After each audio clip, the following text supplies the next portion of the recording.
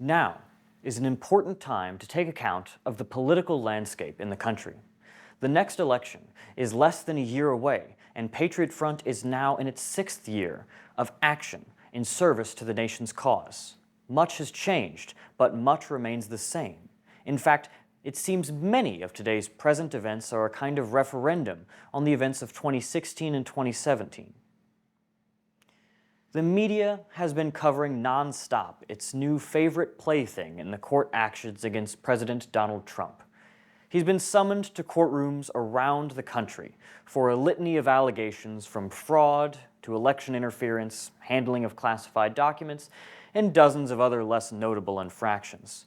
I have no statement on the particular veracity of the claims made against him, but it is impossible for them to be made absent the overt political bias which is so plain to see.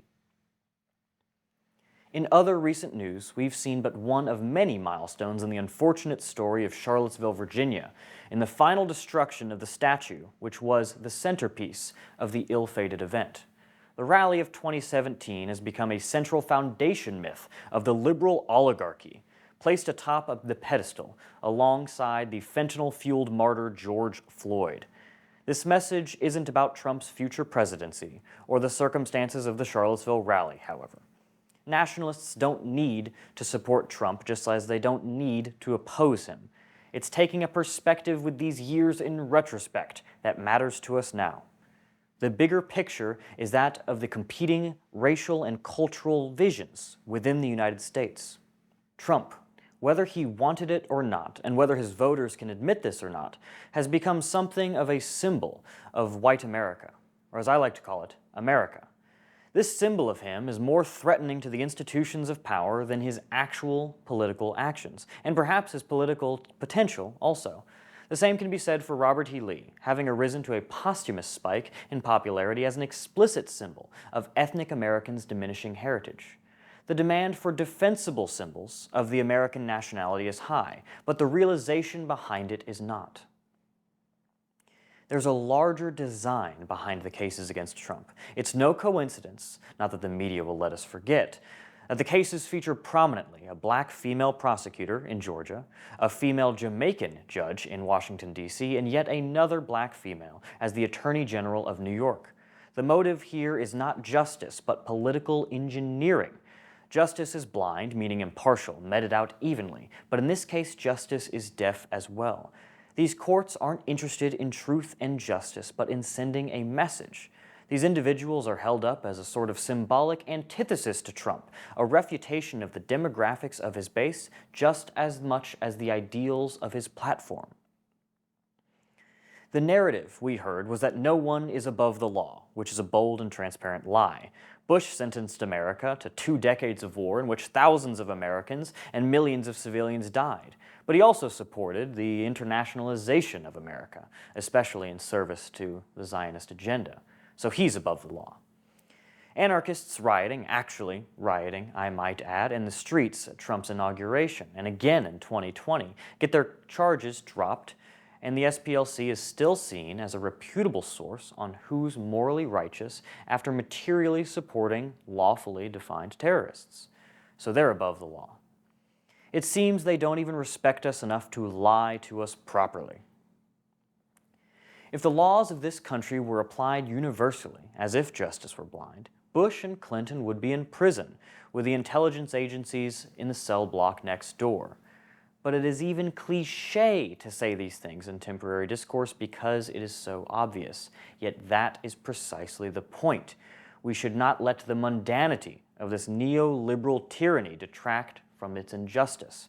The real resounding message isn't that no one is above the law. It's the government saying, you aren't above our law.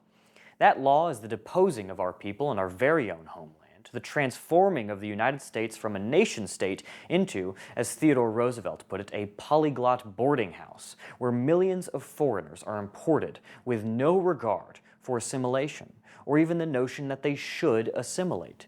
American children are a minority in most of the Southwest. Opposing wings of Chinese politics protest one another on the West Coast. And most of Congress is genuinely conflicted if they have to choose between the interests of Israel or of the American people.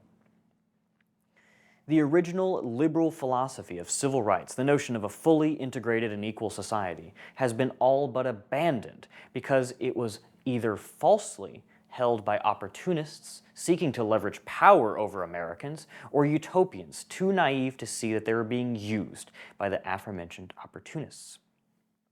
What's left is a state apparatus that wields every ethnic group it can subsume into the liberal machine as a cudgel with which to beat Americans into submission, to deprive us of sovereignty. And of course, by Americans, I don't merely mean citizens, I mean real Americans, ethnic Americans, those descendants of European settlers and those of European stock that assimilated into the Anglo-Saxon culture built in the United States. The American Republic was toppled in a silent coup when the liberal experiment of mass democracy opened the borders and proclaimed that America belonged to everyone, which is to say that it only belongs to those multinational architects of our present regime. The very same class of people that commission these cases against Trump, that destroy monuments to American heritage, whether they be of Revolutionary War generals or Confederate statesmen. These actions are all in defense of the liberal idea of an internationalized America against any symbol which dares, even seemingly, to stand up for a national America, an ethnic America, an America as it always was. Patriotic nationalists cannot expect an even dynamic when it comes to our constitutional rights, nor can we expect justice to be impartial. My work has not been exempt from this. I've only recently emerged vindicated from a barely averted show trial in Idaho, where the city prosecutor deliberately withheld evidence proving my innocence from the court and thus the juries. Not only that, he refused to share his communications with law enforcement regarding the case, all but confirming that a very real conspiracy had taken place to deprive me of the meager rights I maintain as a political dissenter. Conservatives have had their chief representative dragged into courthouses across the country and still throw patriots to the proverbial wolves as feds anytime it feels convenient to distance themselves from them. That's the root of the Fed accusation, a fear of reprisal, a fear of being subject to the same assaults of so-called justice, as long as your America looks any whiter than the America the deep state is hoping for. It's futile to run from the media's slurs because they are not based in truth. They are not definitive, just as it is reckless to embrace them. These amorphous labels of racist, supremacist, etc., are made to fit their recipient, not the other way around. We are true to ourselves and to our ideals, and so long as we are, all the slander in the world may not affect us.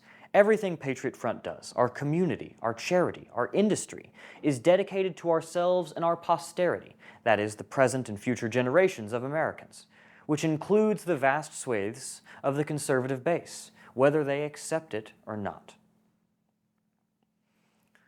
Watching the future will tell us if conservatives and many others can learn from their mistakes, one of the most notable being that our goal must not be to simply capture political office, but to create the political, social, ideological, and infrastructural power that gives those offices value in the first place. The goal of conventional politics is to change lives. The goal of organizing is the same. However, organizing has no middleman.